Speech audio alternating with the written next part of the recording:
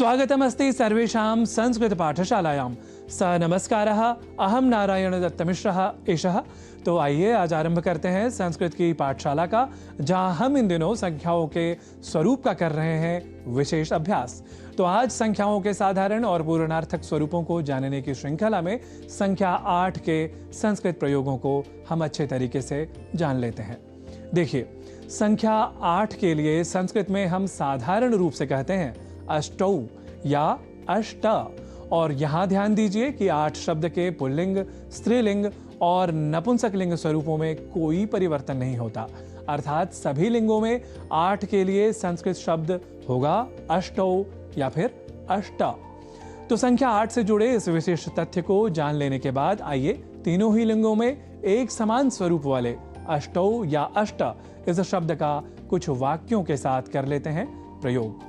सबसे पहले संख्या 8 का पुल्लिंग में वाक्य प्रयोग हम कुछ ऐसे कर सकते हैं।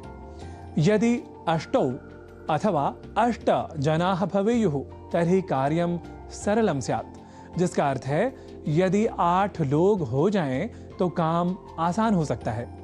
अब संख्या 8 का संस्कृत प्रयोग स्त्रीलिंग में कुछ यूं कर सकते हैं।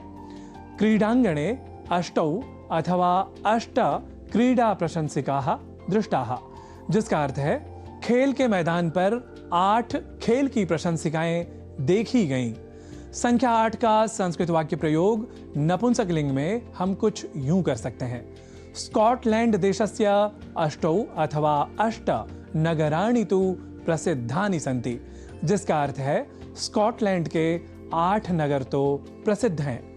यहाँ हम आपको पुनः याद दिला रहे हैं कि संस्कृत में 3 या उससे अधिक की संख्या को हम बहुवचन कहा करते हैं। जैसा कि नाम से ही स्पष्ट है, बहु अर्थात बहुत, जहाँ 2 को हम बहुत नहीं कह सकते।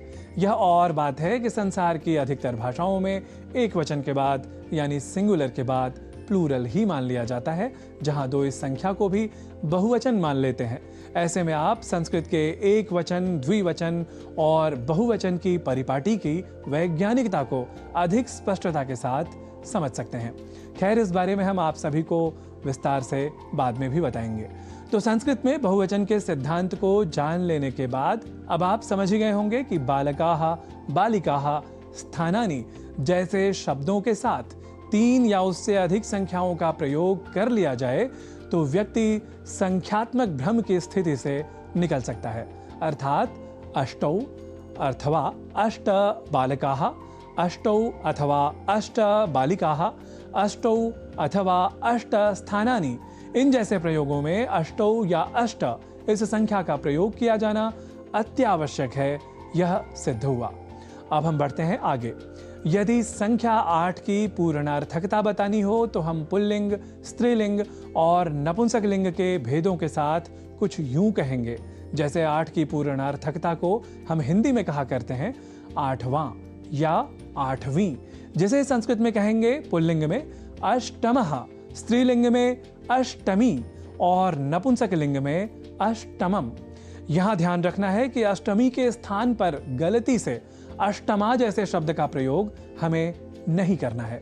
तो आइए 8 इस संख्या के पूर्णार्थक स्वरूपों को पुल्लिंग, स्त्रीलिंग और नपुंसकलिंग के क्रम से वाक्यों द्वारा कर लेते हैं अब अभ्यास।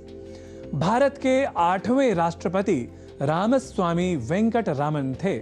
इसे संस्कृत में कहेंगे भारतस्य अष्टमः राष्ट्रपतिः रामस्वामी वेंकटरामन इत्यसौ आसीत्। भारत के संविधान की 8वीं अनुसूची पढ़नी चाहिए। इसे संस्कृत में कहेंगे भारतीय संविधानस्य अष्टमी अनुसूची पठनीया। जनसंख्या की दृष्टि से बांग्लादेश का स्थान 8वां है। इसका संस्कृत स्वरूप कुछ यूं होगा। जनसंख्यायाः दृष्ट्या बांग्लादेशस्य स्थानम अष्टमम अस्ति। तो आज आप सभी संख्या 8 के साधारण और पूर्णार्थक शब्दों के संस्कृत स्वरूप से हो चुके हैं परिचित। तो आप करते रहें संस्कृत का अभ्यास। हम पुनः लौटेंगे संख्याओं के इसी विशेष अभ्यास के साथ अगले अंक में। तावत् संस्कृतानुरागिभ्यः सकलेभ्यः मम नमः।